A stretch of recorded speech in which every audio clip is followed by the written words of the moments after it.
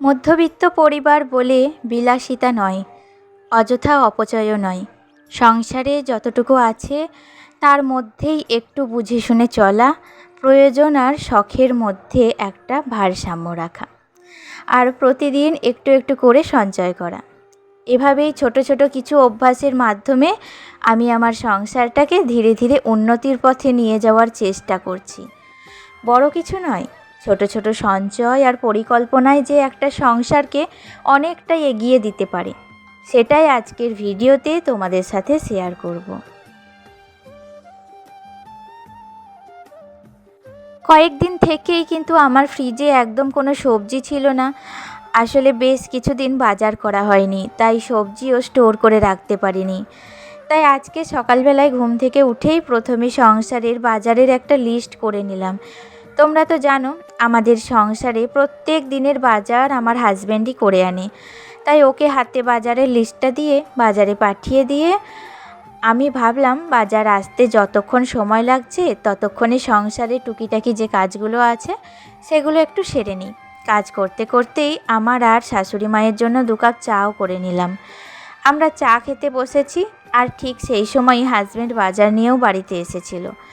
এবার বাজারের সবজিগুলো আগে একটু গুছিয়ে রাখবো। আর জানো, সবজি গুছিয়ে রাখতে রাখতে একটা জিনিস আমি নিজের অভিজ্ঞতা থেকেই উপলব্ধি করেছি, তাই তোমাদেরকেও সেটা শেয়ার করব। তোমরা কি বলো তো, অনেক সময় বাজারগুলো এনে একদমই সেগুলোকে গুছিয়ে রাখো না, এলোমেলোভাবে রেখে দাও। এটা কিন্তু খুবই খারাপ জিনিস। বাজারগুলো দেখবে যদি গুছিয়ে না রাখো না, তো একদমই কিন্তু পচে যাওয়ার সম্ভাবনা থাকে। তোমরা যদি ফ্রিজে সবজি বেশ কিছুদিন ফ্রেশ রাখতে চাও, তাহলে সবজিগুলো একসঙ্গে না রেখে আলাদা আলাদা করে কোনো ক্যারি ব্যাগ বা পরিষ্কার কোনো প্লাস্টিক ব্যাগে ভরে তারপর ফ্রিজের যে ভেজিটেবল বক্সটা থাকে তার মধ্যে রাখতে পারো। আমি দেখেছি এভাবে রাখলে সবজিগুলো অনেক বেশি সময় ফ্রেশ ও টাটকা থাকে। কিন্তু সবজিগুলো যদি একদম খোলামেলা অবস্থায় ফ্রিজের মধ্যে রেখে দাও, তাহলে ফ্রিজের ঠান্ডা হাওয়ায় সবজির আর্দ্রতা কমে যায়, ফলে সবজিগুলো ধীরে ধীরে রুক্ষ ও শুকনো হয়ে যায় এবং বেশি দিন ভালো থাকে না। তাই আমার মতো তোমরাও যদি বাজার থেকে একসঙ্গে একটু বেশি সবজি নিয়ে আসো, তাহলে এই ছোট্ট পদ্ধতিটা কিন্তু একবার চেষ্টা করে দেখতে পারো। এতে সবজি ভালো থাকবে আর বারবার বাজার করার ঝামেলাটাও একটু কমবে। তবে বাজারে যা সবজির দাম বেড়েছে, আমাদের মতো মধ্যবিত্ত পরিবারের পক্ষে সবজি কেনাটাও কিন্তু দায় হয়ে যাচ্ছে। তো আমার হাজব্যান্ডকে জিজ্ঞাসা করায় বলল যে এই সবজিটুকুর দাম হচ্ছে মাত্র 250 টাকা। তো এই 250 টাকার সবজি বলো তো কতদিন যাবে? খুব জোর 3 থেকে 4 দিন। তাও আমি একটু বেশি করেই বলে ফেললাম। যাই হোক, কিছু তো করার নেই। আমাদের এখন এই সবজি একটু বুদ্ধি খাটিয়ে একটু বিলাসিতা না করে, অযথা অপচয় না করে সংসারের চালানো যায়, সেটাই আমাদের কিন্তু লক্ষ্য করতে হবে।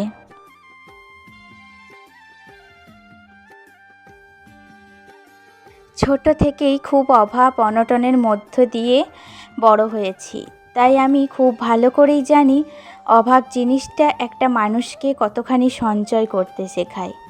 ছোটবেলা থেকেই দেখেছি প্রয়োজনের সময় হাতে টাকা না থাকলেও কতটা অসহায় লাগতে পারে।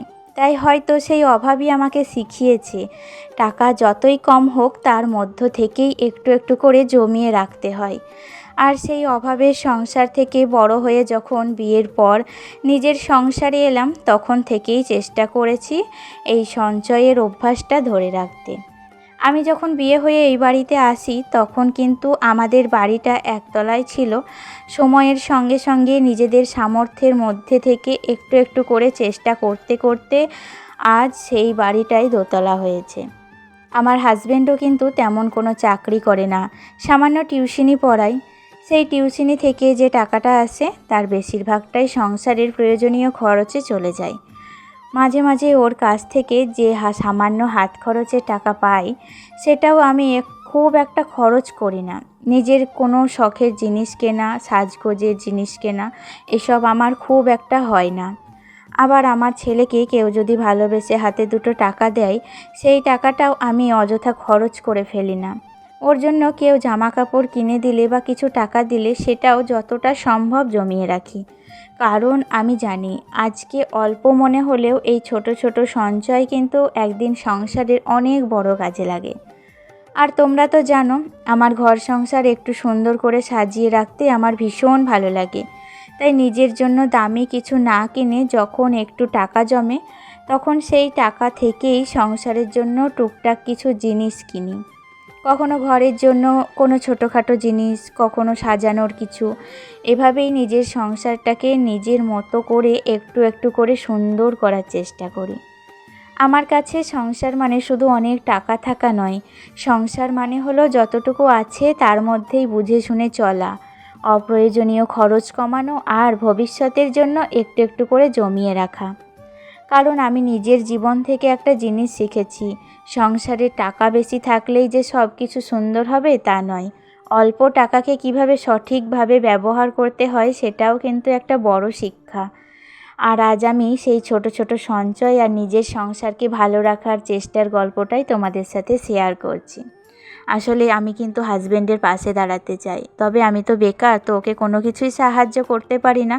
তবে আমার সঞ্চয়ে টাকা থেকে যতটুকু পারি ততটুকুই কিন্তু। আর এদিকে রান্না করেছিলাম আজকে একটু লালতে পাটের শাক। আমার ছেলে কদিন থেকেই বলছিল একটু লালতে পাতের শাক খাবে। আসলে শুশুনির শাকটা ও না পছন্দ করছে না, আমাকে বারবারই বলছে যে মা এই শাকটা করো, কিংবা পালং শাক। তো পালং শাক তো এখন আর পাওয়া মানে একদমই কোনো মানে পাওয়া যাচ্ছে না, তাই জন্য আমি ভাবলাম এই লালতে পাতের শাকটাই যদি করি তাহলে কিন্তু ও ভাতটা খেতে পারবে। তাই জন্য ওর জন্য আজকে লালতে পাতের শাক করেছিলাম। আর এদিকে মাছের ঝোল, তিতে করলা ভাজা, আর তার সাথে করেছিলাম একটু পেঁপে দিয়ে আলু দিয়ে একটু তরকারি। তো এই হচ্ছে আজকে আমার দুপুরের মেনু। আর দেখো রান্নাবান্না কমপ্লিট হয়ে গিয়েছে। বাইরে না একটু হালকা বৃষ্টিও পড়ছিল, মেঘ উঠেছে। তো হঠাৎ করেই সকাল থেকে এত পরিমাণে গরম ধরেছে যে কি বলবো।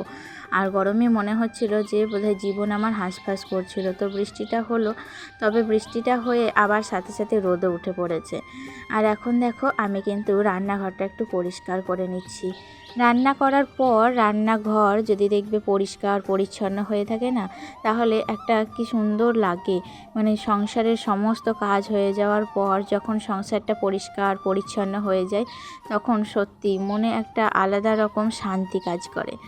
যাই হোক, দেখো আমার রান্নাঘরটা তো খুবই ছোট একটা রান্নাঘর, আর মানে কিছুই নেই বলতে গেলে। তবে এইটুকু রান্নাঘরকেই আমি সবসময় সুন্দর এবং গুছিয়ে রাখার চেষ্টা করি। দেখতেও ভালো লাগে আর নিজেরও কাজ করতেও ভালো লাগে।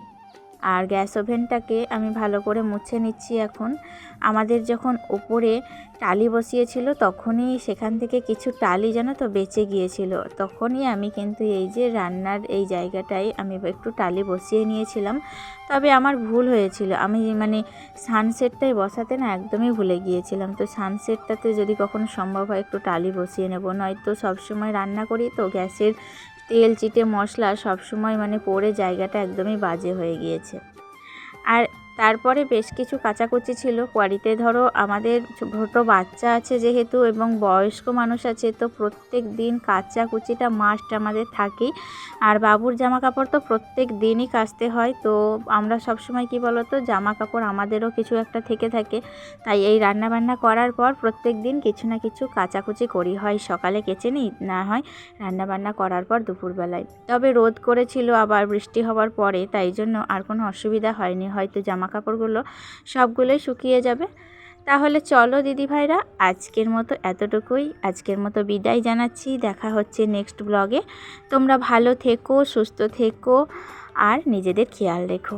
টাটা।